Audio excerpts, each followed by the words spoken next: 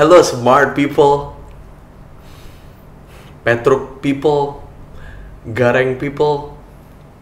Smart, Petruk, Gareng. Yes.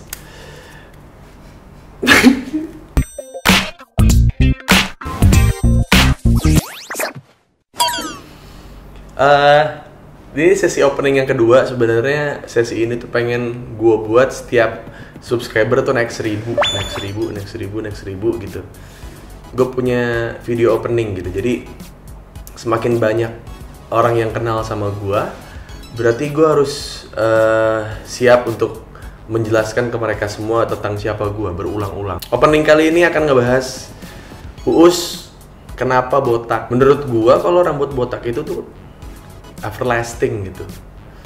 Semua laki-laki tuh pasti ada fase dimana mereka diharuskan atau diwajibkan buat botak. Nah kenapa di tiap kita jenjang pendidikan tuh pasti ada momen kita harus ngewajibin nih cowok-cowok tuh untuk botakin rambut pas lagi jadi mahasiswa baru ataupun jadi siswa baru di sekolahan. Nggak tahu kenapa ya gue tuh gedek gitu. Ya kalau botakin rambut ya tinggal botakin doang sih, kenapa ya gitu. Tapi banyak temen gue bela-belain gak sekolah, bolos, sampai pas di sekolah tuh ngumpet gitu. Gue tanya, lu kenapa pada ngumpet di sini? Kagak, gue nggak mau, gue dibotakin rambut gue. Lah emang kenapa sih? Gue bilang, ya gue nggak pede aja gitu kalau sampai rambut gue dipotong terus gue botak. Kenapa sih? Kayak kesannya botak tuh hal yang menjijikan, apa hal yang orang tuh kayak mikir beberapa kali untuk botak. Ya udah sih, rambut lu gondrong juga lu nggak bakal jadi karakter anime gitu. Terus kalau rambut lu gondrong terus kalau dipanggil, "Hey Uus," kenapa?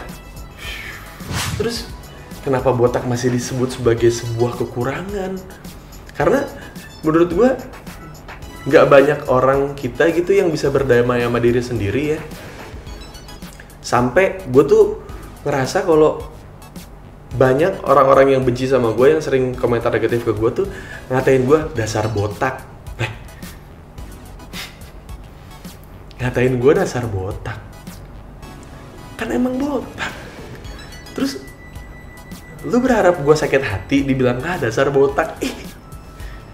Mungkin itu adalah orang-orang yang di dunia atau di lingkungan aslinya tuh kalau dibilang gendut, gue gak gendut ya, yang gitu, yang disangka itu kalau ngecengin gue botak terus gue marah, gue tuh gak botak ya, gue tuh tester helm.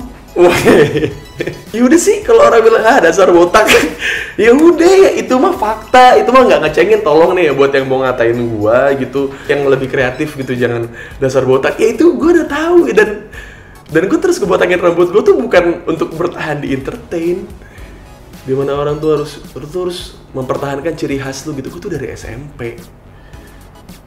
Itu dari SMP itu gue ngeliat tuh anak-anak SMP kelas 1 pada sok-sok ganteng banget. Mending kalau ganteng gitu. Ya lu gondrong juga jelek gitu. Kenapa nggak nyoba buat botak, siapa tahu lebih parah. Siapa tahu ganteng. Ya kan? Yang paling parah yang ngebuat gue, ya selain Chester Bennington dan Hanamichi Sakuragi lah gitu, yang ngebuat gue botak. Ada suatu kejadian waktu itu, temen gue rambutnya gue acak-acak. Ya itu zaman-zaman emo loh, pokoknya zaman-zaman emo. Gue pernah ngacak-ngacak rambut temen gue tuh, rambutnya emo gitu, ngacak-ngacak rambutnya. Abis itu dia ngambek sama gue, nggak mau ngomong sama gue setahun. Jadi abis kan gue acak-acak tuh rambutnya, terus dia bilang gini, lu tai banget sih, lu ngapain sih lo gitu. Yang gue risih aja liat rambut lo gitu, anjing lo gitu. Rambut gue, males nih gue nih beresinnya lagi gitu. Habis itu dia nggak mau ngomong sama gue setahun, dan gue berpikir untuk kayaknya kalau rambut gue nggak gondrong, gue mengurangi kemungkinan gue untuk musuhan sama teman gue sendiri. Karena gue kalau gondrong jelek, rambutnya tuh kayak Rangga Smash. Kenapa hatiku Sempet mikir Rangga ADC ya, enggak lah, gila. Itu mah ganteng banget. Gue dulu pernah gondrong. Dan lu tahu di sini gue tuh kayak ada apa ya, unyeng-unyeng gitu. Orang tuh unyeng-unyeng tuh di sini kan, gue tuh ada dua, unyeng-unyeng gue tuh di sini sama di depan sini.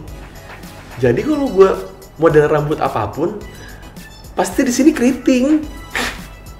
Pasti di sini nih, di sela-sela botak gue tuh ada kayak tempat urat masuk tuh di sini, gitu. Itu tuh pusarannya di situ, bro. Hancur, fashion apapun jadi hancur. Itu dia kenapa gue botak gitu, karena gue pengen nunjukin kekurangan gue. Terus karena gue sudah berdamai dengan diri gue sudah mencoba berbagai macam model rambut dan ternyata tidak ada yang cocok gitu. Terus gue juga sudah mencoba untuk ngewarnain rambut gue juga udah pernah gitu dan makin parah gitu. Semua cara udah gue coba buat gue bisa berambut gak nih, keren gak nih gue pakai rambut, ternyata tidak. Wah, akhirnya gue botak, gue berdamai aja dengan itu daripada gue dicengin, rambut tuh belah apaan Us? Belah tengah, bukan belah tengah, itu mah belah nanggung gitu. Jadi sininya belah pinggir, belakangnya belah tengah gitu. Kan yang paling benci kan gitu ya, orang-orang, semua orang deh gitu sudah mencoba untuk menutupi apapun yang kurang dari dirinya, terus masih tetap gap. Apa ya, kayak orang gitu udah jago-jago nutupin rambut palsunya gitu.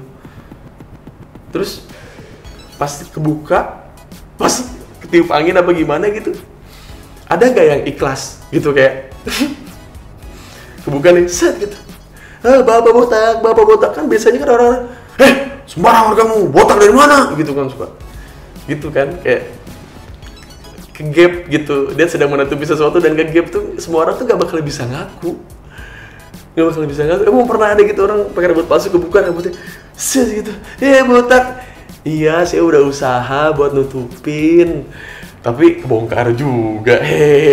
Ya saya emang botak gitu. Maaf ya, saya lagi usaha nih. Kenapa nggak ngomong gitu aja sih gitu. Yang terakhir sih, gue suka botak karena itu nunjukin siapa lu, siapa bentuk kepala lu, kekurangan lu gitu. Dan karena menurut gue mahkota laki-laki itu bukan di rambut.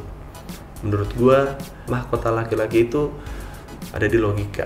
Jadi ya buat apa gue ngejagain rambut gue kalau logikanya nggak gue pakai gitu, dan logika gue tidak bagus sih buat apa gitu. Jadi gue cuma pengen sama menjadi orang lain apapun status gue dan apapun pekerjaan gue, karena di sini di channel ini kan Uus Kamu Kita sama ya.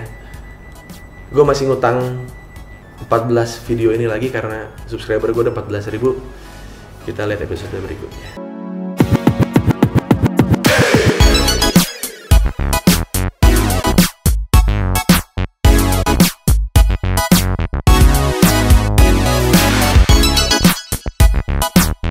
Buat orang-orang yang merasa kalau kurang peka gitu ya, kurang mengetahui kalau Uus tuh di tiap episode Uus Kamu Kita tuh mencoba untuk menyampaikan subliminal message gitu.